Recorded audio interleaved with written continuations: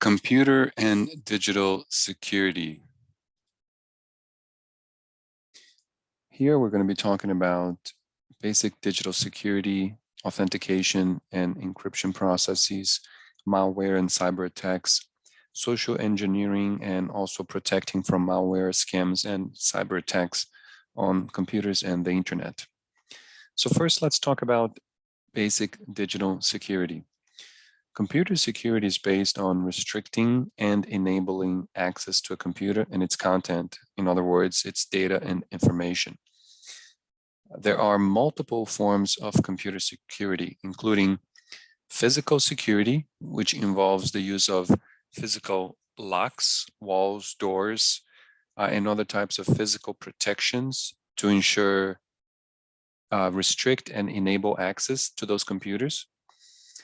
There are a digital level of security, which includes the use of passwords, the use of encryption algorithms and firewall programs installed in the computers.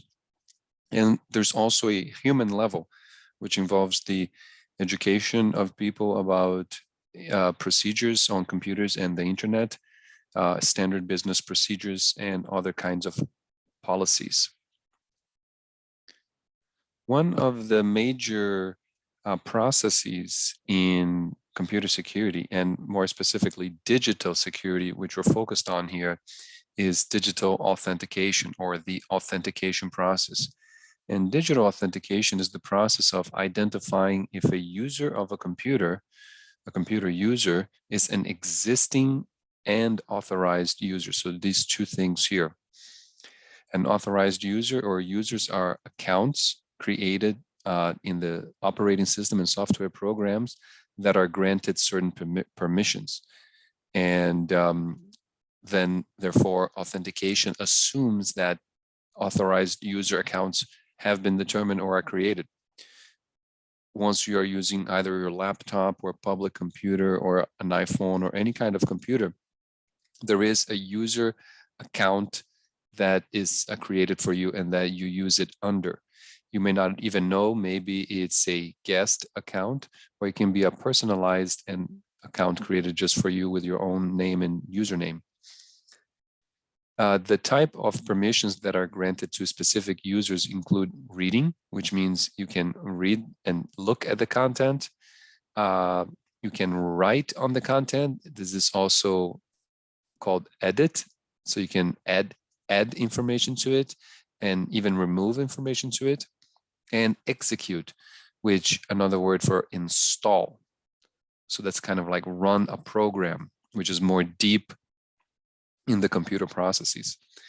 Authorization can be done at the level of the whole computer or specific programs. So that is the permissions that are granted to the user. That's the authorization process, the granting of permissions to users.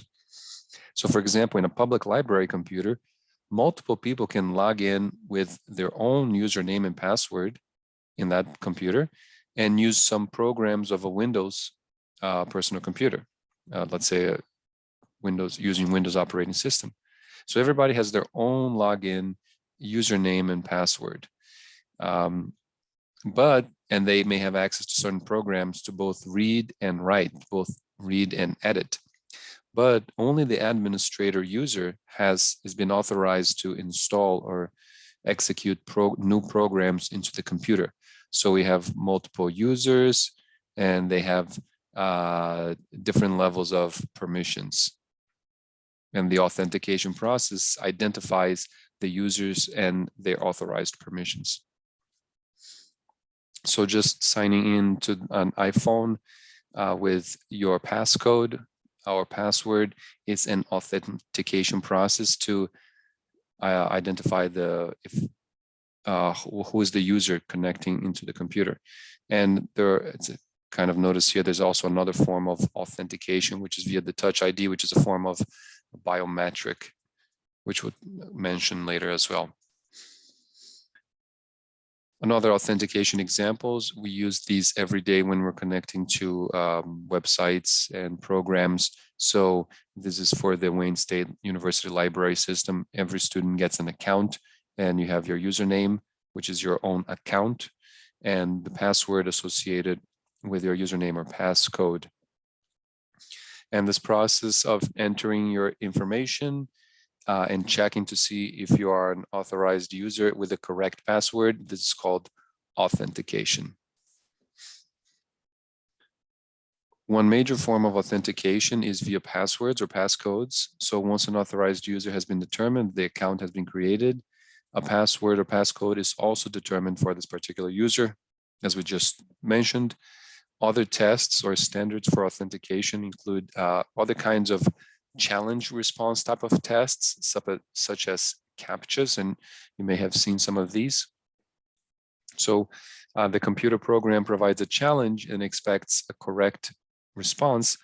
So they may give an image like this, which is difficult to see, or it's difficult for other computers to scan and to be hacked and intruded.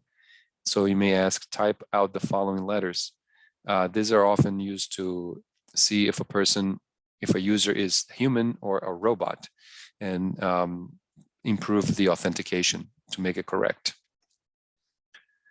There's also something called multi-factor authentication. So this is authentication via multiple methods. So use 2 or more metrics, keys, or passwords or methods to ensure correct authentication. It is assumed that this is usually more secure, since it may require double the effort to falsify this authentication, or it just creates additional steps to both authenticate and therefore hopefully stop false authentication. So in this class, we have needed to use 2-factor authentication to connect to our Wayne State VPN program, the virtual private network. That is because once you have the VPN connection to the Wayne State computer servers, they want to provide strong security, so that only allowing students themselves to connect to their servers and not allow others with bad or malicious intentions to be able to gain connection to the computer servers. So passwords. Passwords are a string of characters and or numbers used to authenticate an individual or computer. If a password and username is stolen, other individuals can be falsely authenticated with one's password and gain access to one's authorized programs. So the authentication process itself does have, based on passwords, it's kind of faulty, because if somebody else uses your password, it can pretend to be you, and therefore you can log into the system, you can go through the authentication process, but it's not your identity that has been correctly authenticated. But a strong password is difficult for others to figure out, so you increase the authentication process. And generally, these passwords include 8 characters or 1 or more uppercase letters in numbers and symbols. So here's some examples of actual strong passwords. And I know people really use these passwords, but this is bad. This is really bad. How do I draw like a dislike? Bad hand. So bad. These are good. These are bad passwords. Maybe we'll talk a little bit more about these. Yes, right here. Weak passwords include the following: words from a dictionary, including words that are in language other than in English. These are bad, okay, because English is not the only language out there. So just because it's a different language, it doesn't mean it's good. Doubled words such as pass, really bad. Computer. Default passwords are bad. Sequence of numbers formatted as dates or telephone numbers are bad, because these are very easy to check via very fast machines that can do the brute force attack by figuring out passwords.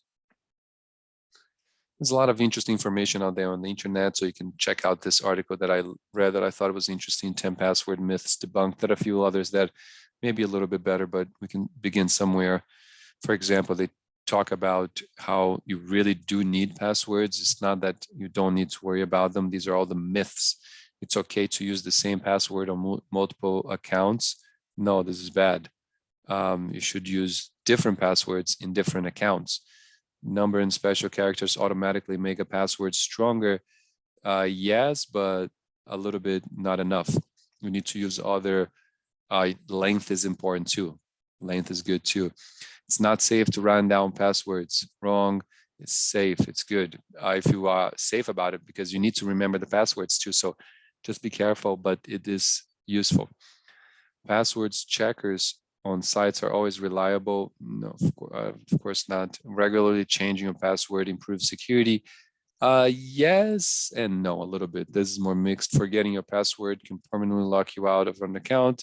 Usually not, but maybe a little bit could be problematic. You definitely sometimes need to remember. You can be pretty screwed out of your account. Password users are always to blame for password security breaches. Of course not. That just sounds wrong to begin with. Complexity always trumps length. Not necessarily length is good. So yeah, this is kind of a myth. Complexity always trumps length. Yes, length is also helps a lot. You don't need a password manager. So people in the security realm do strongly recommend password managers. I myself do not use it, but sometimes I feel like I should, but I do keep a variety of passwords. They're fairly complex. I do write them down and I memorize a lot of them, but they're also written down. So I think they're pretty safe and I've been pretty good about it. So of course, authentication examples here, you usually have to create an account with a sign up, sign in. A lot of apps, a lot of applications, sites, and so on require you to do that because they don't want fake people using the system. They don't want robots using the system. So it is very important. Some examples, passwords, which one are strong, which one are weak. Most of all of these are just really bad. Maybe this one is strong, but this one kind of follows along the keyboard if you look at it. So it kind of looks like it's strong, but it's not because it follows a very clear keyboard pattern. If you just take a look at your keyboard and you see it.